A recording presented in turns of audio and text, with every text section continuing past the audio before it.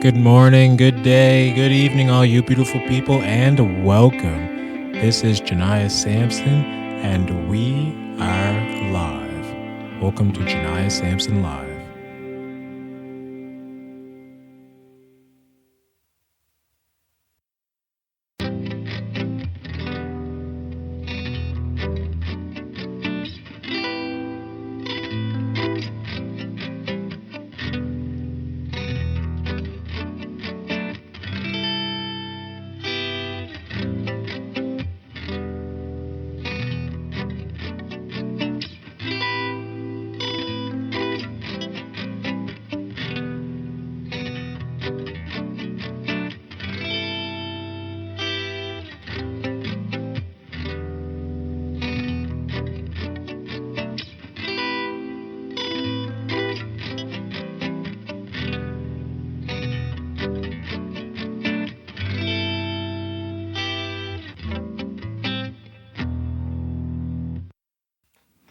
Thank you for joining me, everyone. Today we're going to be discussing the Four Noble Truths, as well as the Eightfold Path. And last but not least, we will go over the middle path, equanimity and the Tao. So let's begin. The Four Noble Truths. The first noble truth. Number 1. If you are alive, you will suffer. What is meant by this? Most of us are quite aware that we humans are imperfect beings, and the world we occupy is nonetheless just as imperfect. We are, of course, pleasure-seeking animals, pleasure-seeking beings. We naturally move towards what feels good and move away from what's difficult. Although avoiding unpleasantness is a very unkind thing to do to ourselves. We heighten our displeasure when we have an expectation there should not be any displeasure in the first place, and we in turn fight our experience. We humans feel best when in control, but just as often we are not in control of external matters. Our ego says it's all about us. Everything is about us. We want control, and we want what we want now. You could refer to this as happiness, but is it really? We humans seek satisfaction through eating and copulation, among other things, as you can imagine, only to find that the pleasure from these activities is ever evanescent or impermanent. It doesn't last. And yet, nevertheless, we get up and try to satisfy and find satisfaction through them every day. We all do this. Perhaps if we were so completely satiated or satisfied by these encounters, we wouldn't have the same strong feeling to repeat them and repeat the activity.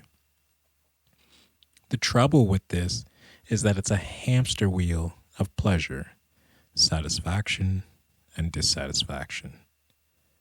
And that hamster wheel of pleasure, satisfaction, and dissatisfaction is rather unsatisfying. This is what the philosophy and psychology of Buddhism understands leads to our suffering.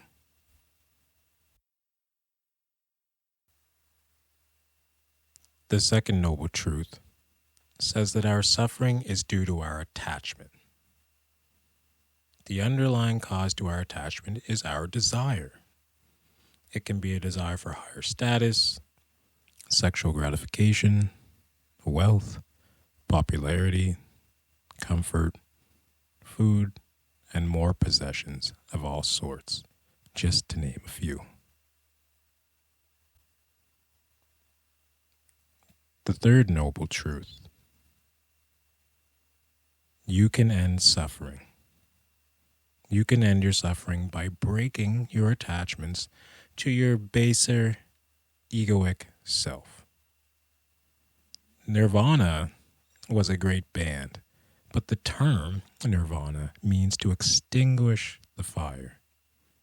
Here you work to reduce your clinging, desire, and dependence on those things which don't better your life. And we do this through regular meditation practice.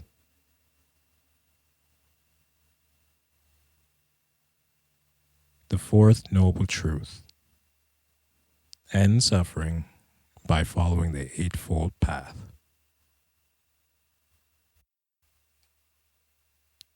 The Eightfold Path aims to improve your mental capabilities by practicing right mindfulness, right concentration, and right effort. The Eightfold Path aims to improve your ethical conduct by practicing right speech, right attention, and right livelihood. The Eightfold Path aims to improve your wisdom by practicing right view and right intention. So let's begin. Mental capabilities. Right mindfulness. Seeing the world clearly requires a person to allow the sense perceptions to be perceived but not thought about too much. Right mindfulness is about being able to be aware, to recognize our mind's tendencies to interpret, distort, and project meaning from our experiences. And we should work to limit this tendency when we can. The second part of our mental capabilities is right concentration. Right concentration is about developing your mind to focus solely on a single object and maintain that focus for an extended period of time.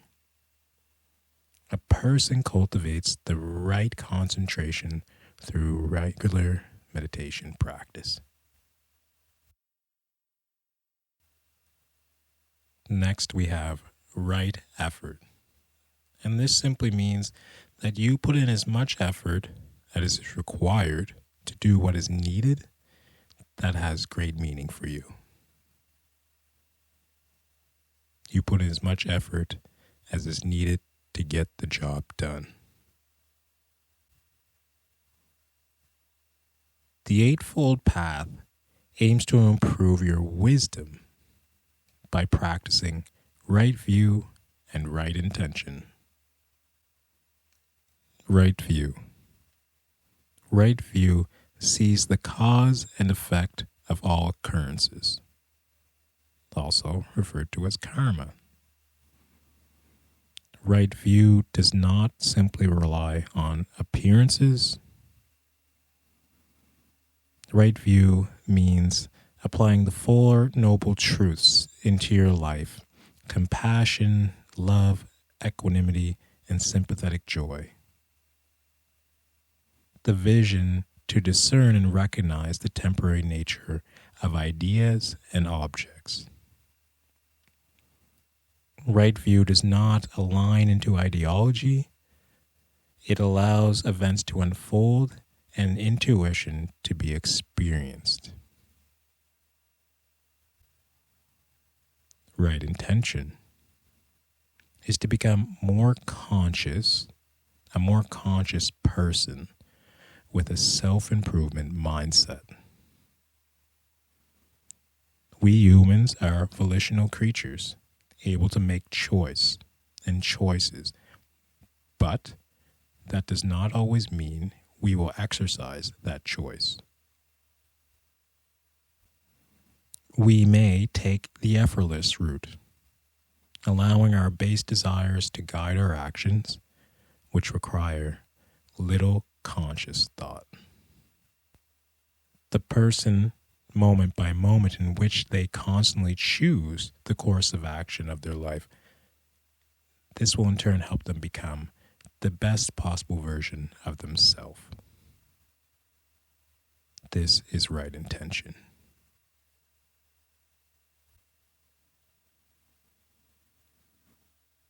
The Eightfold Path aims to improve your ethical conduct by practicing right speech, right action, and right livelihood. Right speech.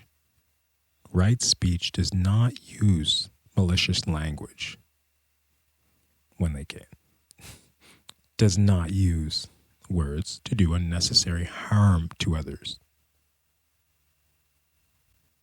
Right speech means telling the truth and not speaking when you don't have anything to say.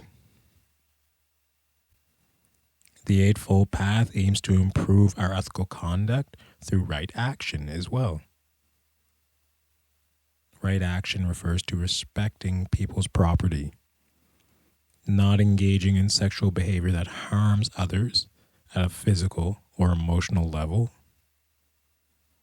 Right action does not unnecessarily kill other human beings or any other sentient creature, as you'll find many Buddhists do not eat meat. The Eightfold Path aims to improve your ethical conduct by practicing right livelihood. What do we mean by this? Right livelihood means not earning your living by selling drugs, running prostitution, trading beings in slavery.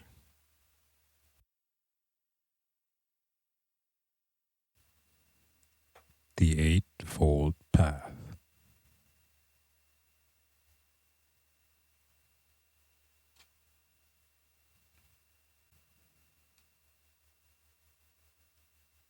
Equanimity and the Tao, the middle path. The middle path. Finding the middle path means not needing to suffer the consequences of any act. In terms of karma, it means how to avoid bad reactions of bad karma. Metaphysical cause and effect. Equanimity means learning to live in a way so that we don't swing like a pendulum, oscillating back and forth from one drama to the next, creating disturbances in our lives that get in the way of our inner reflection. The middle path, equanimity, and the Tao. It advises against relying on structures and belief systems that have been created by others as orthodox truth. Remember, ideologies ultimately remove us from direct experience of life and effectively cuts off our pathway to our intuition.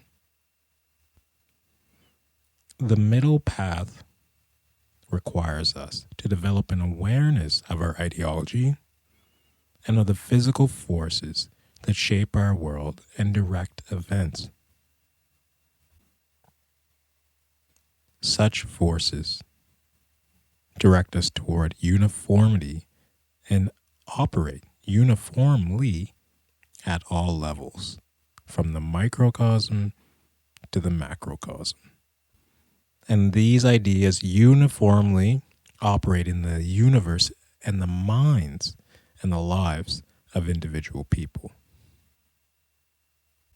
And we are tasked to use our attitude instead of our actions in the face of ideology and the downward pull of the group. If you want to influence others, guide instead of ruling, like Caesar. The idea here is to avoid taking action that will provoke counter reactions. In nature, An excessive force in a particular direction tends to trigger growth of an opposing force, right? And therefore, in my opinion, force cannot be a basis for establishing an enduring social condition. With this knowledge, our perceptual process can become more finely tuned because they are based on an evolving reality, not orthodox thinking.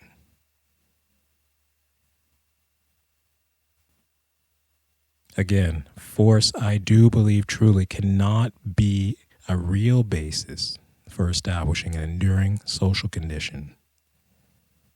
You want to change the way people think? Change their hearts. Use your attitude instead of your action.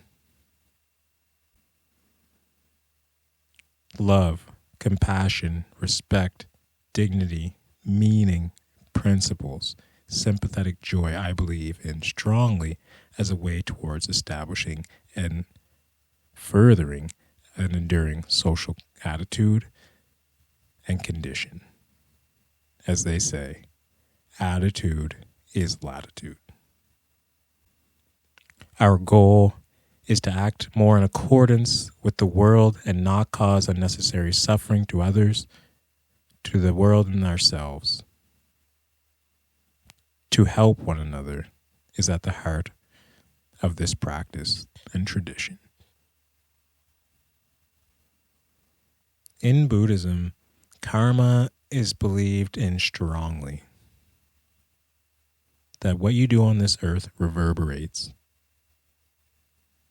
It's believed in a code of ethics to speak to others and speak to yourself with respect, to conduct your work in an ethical way as best you can, to act rightly, to not hurt each other sexually or unnecessarily murder or thieve. And Buddhists believe we can avoid these pitfalls through regular meditation practice.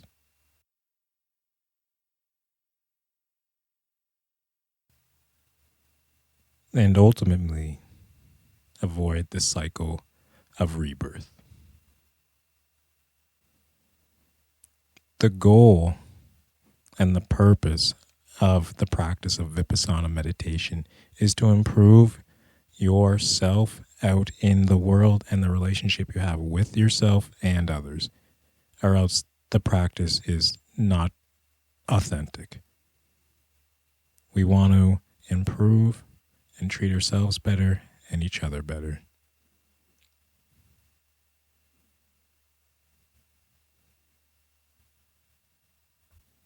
That is at the heart of the practice. It's extremely important to remember, folks, that I am by no means perfect. Anywhere near perfect. None of us are. As painful as this truth may be, it is the truth nonetheless. The most important part of the practice is to not accept anyone's explanation due to perceived authority. The Buddha clearly said, put no head above your own. Put no head above your own. Come and see. The teachings offered are a set of propositions for you to explore in yourself, not a set of dogmas you blindly accept. Do not rely on words and appearances. You must investigate and inspect them on your own. Only then can you be sure that these practices can actually supplement your life and add value to your life in a positive way. You must investigate and inspect them on your own. As Marcus Aurelius said, nature gave us the resources to distinguish between true and false, and we neglect them. and now we can't tell the difference.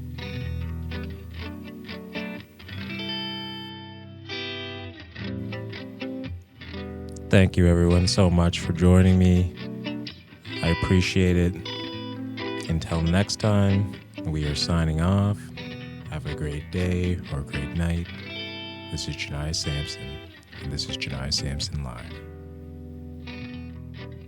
Peace.